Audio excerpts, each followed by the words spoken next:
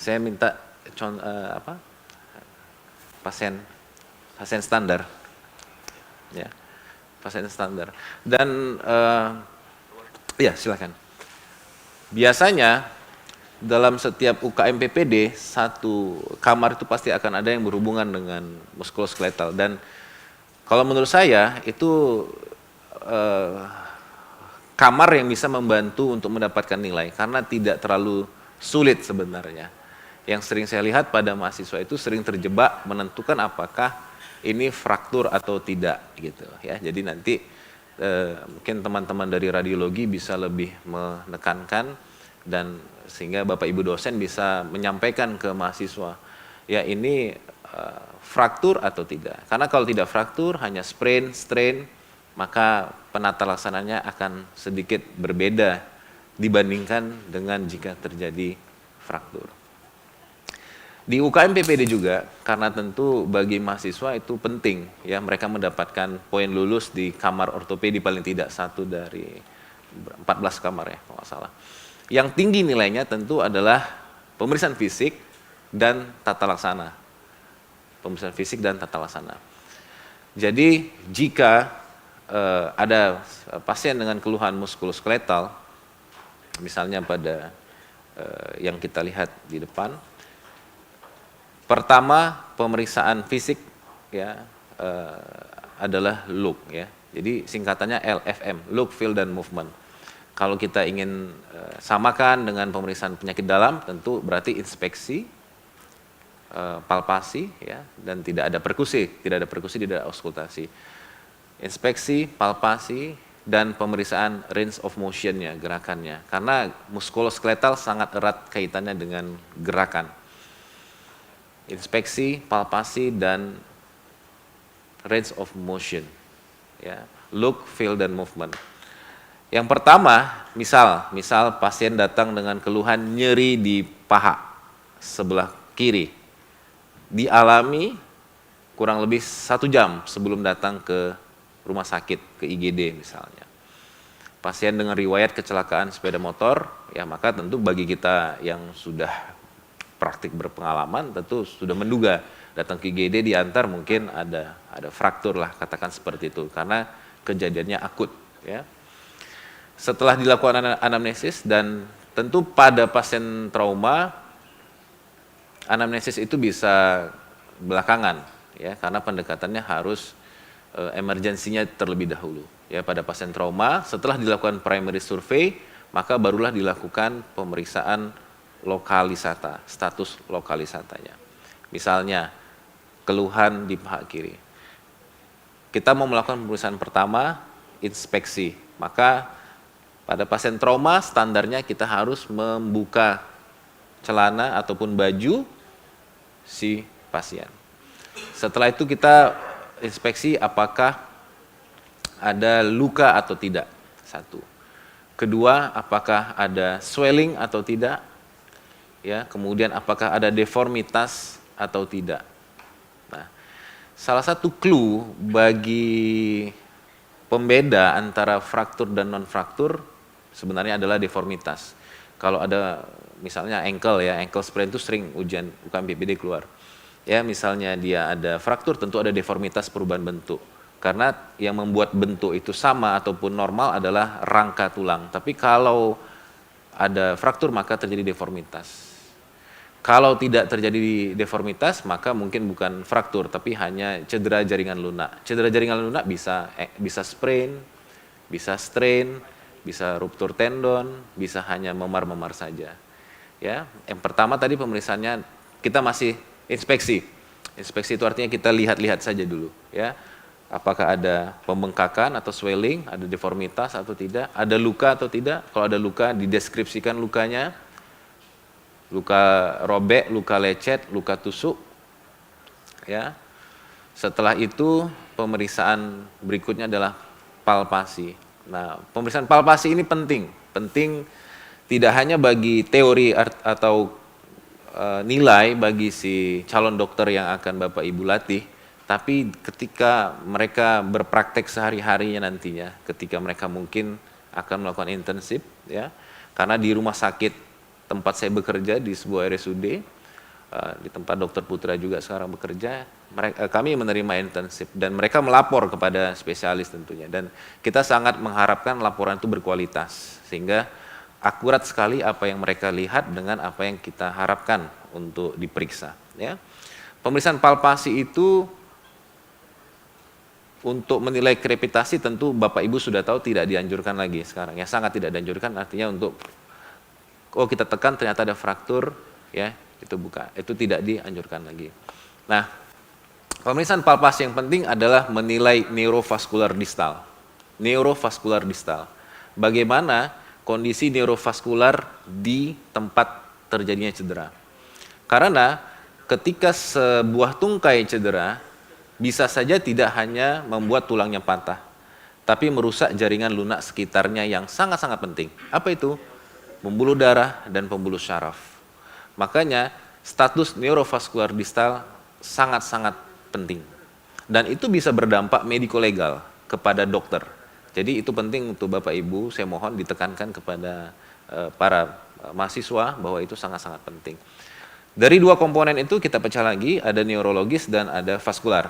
Sekarang bagaimana memeriksa neurologis? Kita tahu neurologis punya dua komponen, sensorik dan motorik.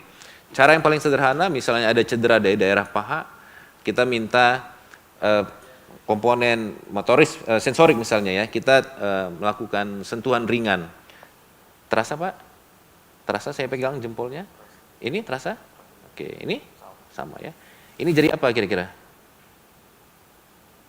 Jari apa? Jari paling kecil, jari kelingking ya. Jadi kalau pasien bisa merasa, maka sensoriknya masih utuh. Ada pasien tidak merasa, ditekan sama sekali tidak merasa. Misalnya apa? Sering trauma tulang belakang, jatuh dari ketinggian, misalnya masang-masang masang-masang di plafon ya, ataupun terata ya, Dr. Ilham misalnya jatuh, bisa saja. Atau harus hati-hati ya. Keselamatan kerja penting, K3 ya. Ya.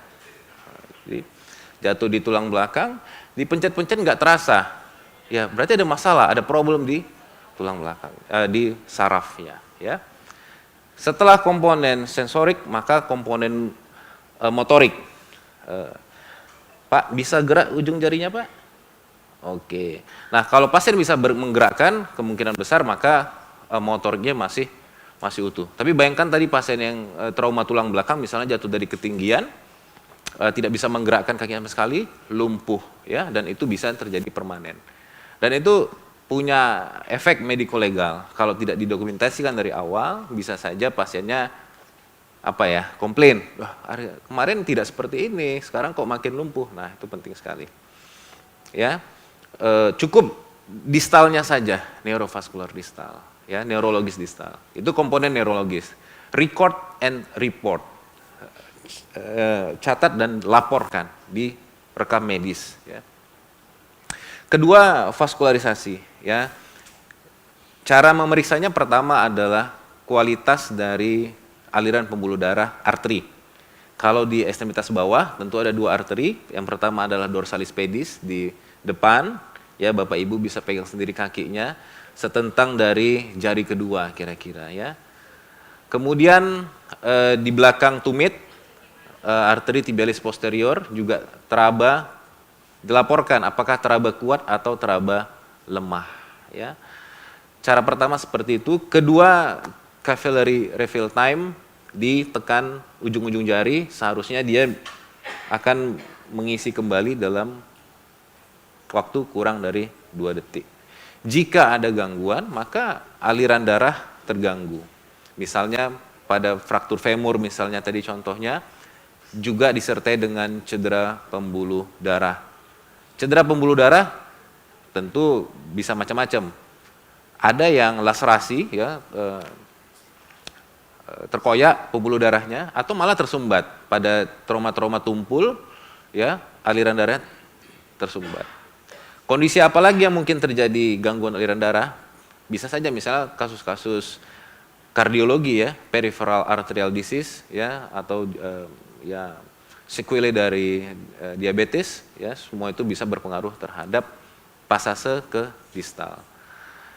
Jadi itu penting sekali untuk dilakukan. Oke. Kemudian pemeriksaan range of motion pada pasien-pasien trauma sulit dilakukan. Kenapa? Karena kalau kita menggerakkan lututnya, maka akan bergerak tulangnya yang patah, sehingga itu akan mencetuskan rasa nyeri dan tidak dianjurkan. Ya.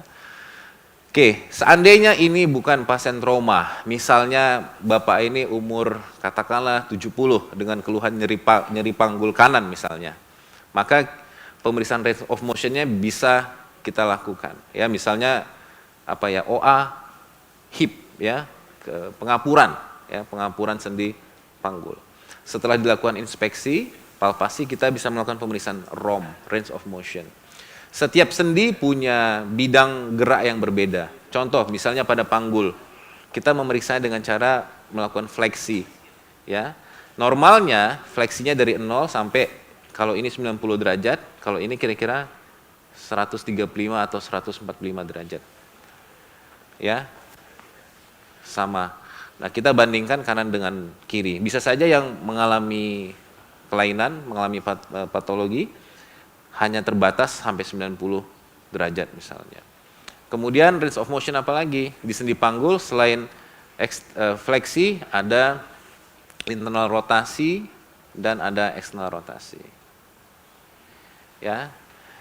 Tapi praktisnya sepanjang saya mengawasi UKM PPD, kayaknya kalau kasus-kasus elektif ortopedi itu belum pernah keluar. Jadi masih sprain, ankle sprain, ya masih yang karena memang ada tindakannya mungkin.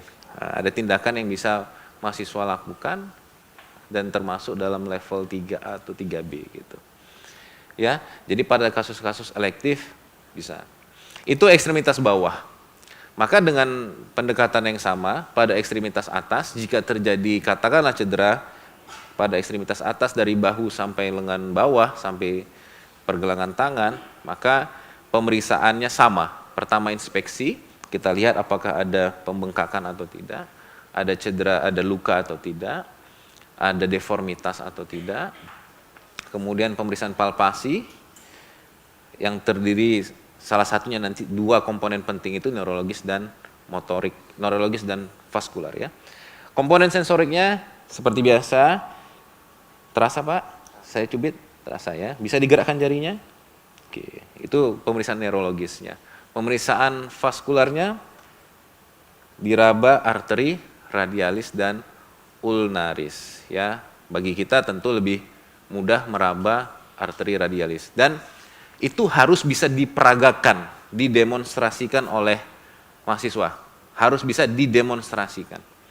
Kenapa? Karena nanti ujungnya ketika ujian ataupun ketika melayani pasien itu harus mereka lakukan. Itu harus mereka lakukan supaya bisa menata laksana pasien dengan baik dan benar ya.